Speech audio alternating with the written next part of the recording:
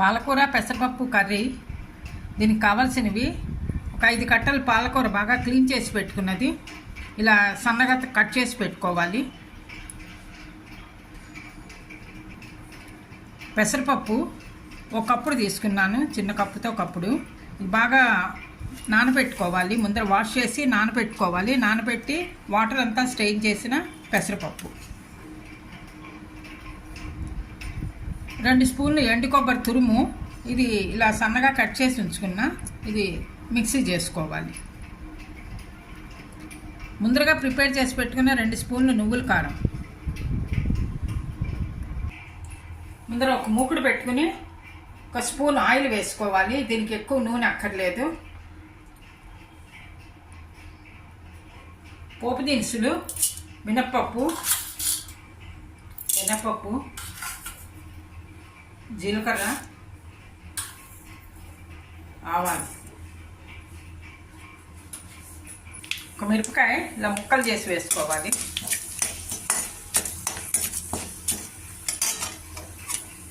రెండు పచ్చిమిరపకాయలు ఇలా ముక్కలు చేసి వేసుకోవాలి. పోపు వేగింది. ముందరగా కట్ చేసి పెట్టుకున్న పాలకూర కొద్దిగా పచ్చివాసన పోయేదాకా మగ్గించుకోవాలి. చాలా సింపుల్గా చేసేసుకోవచ్చు ఈ కర్రీ.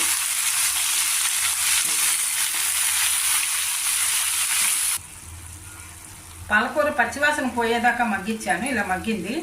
ఇప్పుడు నానబెట్టుకున్న పెసరపప్పు కూడా వేసుకుని ఇది కూడా పచ్చివాసన పోయేదాకా ఇలా ఫ్రై చేసుకోవాలి.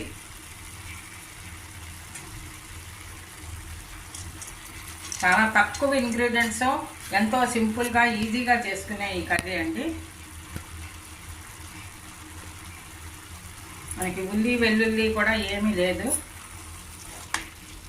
పెసరపప్పు కూడా పచ్చివాసన పోయేదాకా కొద్దిగా ఇలా ఫ్రై చేసుకోవాలి. దీంతో పాటు పెసరపప్పు కూడా పచ్చివాసన పోయింది, మగ్గింది బాగాను. ఇందులో వాటర్ కూడా ఏమీ లేదు, మొత్తం అంతా కూడా డ్రై అయిపోయింది, అంతా వేగింది బాగాను.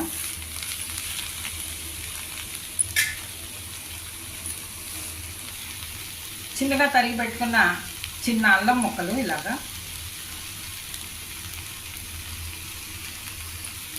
తగినంత ఉప్పు కొద్దిగా తక్కువ వేసుకోవాలి దీంట్లోనే, ఎందుకంటే పాలకూరలో కూడా కొద్దిగా ఉప్పుదనం ఉంటుంది.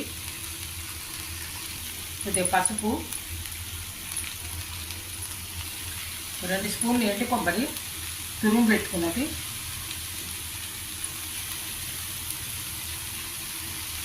హాఫ్ స్పూన్ జీలకర్ర పొడి, 1 స్పూన్ ధనియా పొడి, తగినంత కారం చూసుకుని వేసుకోవాలి. కారం తినేదాన్ని బట్టి, అవసరాన్ని బట్టి చూసి వేసుకోవాలి. 2 స్పూన్లు నువ్వుల కారం ఇంట్లో ప్రిపేర్ చేసి పెట్టుకుంది ముందుగాను. బాగా మిక్స్ చేసుకోవాలి.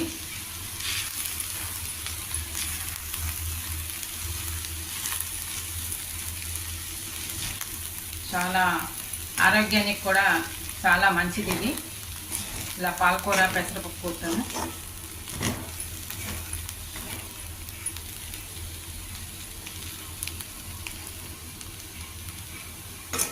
అన్నీ ఎండు కొబ్బరి, కారం, ఉప్పు అన్నీ వేసాం కదా, అన్నిటితో కూర మగ్గింది బాగాను, ఫ్రై అయింది. ఇలాగా ఈ విధంగాను కూర రెడీ అయింది కర్రీ. పాలకూర పెసరపప్పు సర్వింగ్ బౌల్లోకి తీసుకోవాలి. ఇంకా